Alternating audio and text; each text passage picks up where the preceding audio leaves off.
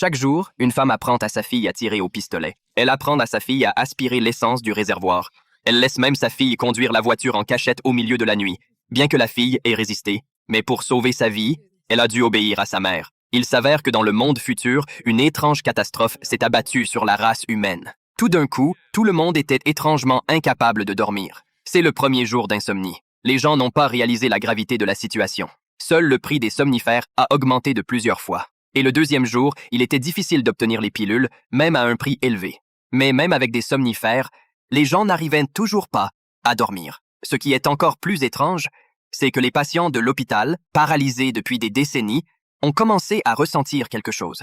Ils ont tous commencé à ressentir quelque chose. Au début, Mary ne savait pas que l'humanité souffrait d'insomnie collective. En effet, sa fille dormait normalement. Mary en a donc parlé à sa collègue en toute décontraction. Cette dernière s'est tout de suite montrée intéressée et a demandé à Mary où se trouvait sa fille. En fait, il y a un autre vieil homme qui peut dormir, mais il est maintenant enfermé dans une base de recherche afin de découvrir la cause de l'insomnie. Ce vieil homme a été soumis à d'innombrables expériences. Après avoir entendu les paroles de son collègue, Mary a menti en disant qu'elle ne se souvenait pas. Elle a immédiatement enfourché son vélo pour rentrer chez elle. À présent, la route était pleine de voitures garées un peu partout. Cela semblait être le signe d'une crise plus importante à venir. Mary poussa nerveusement la porte et appela désespérément le nom de sa fille. Elle ne veut pas que sa fille soit emmenée pour des recherches.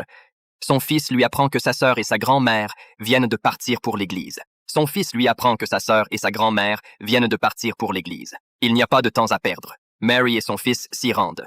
Mais le collègue de Mary les a soudain suivis jusqu'ici.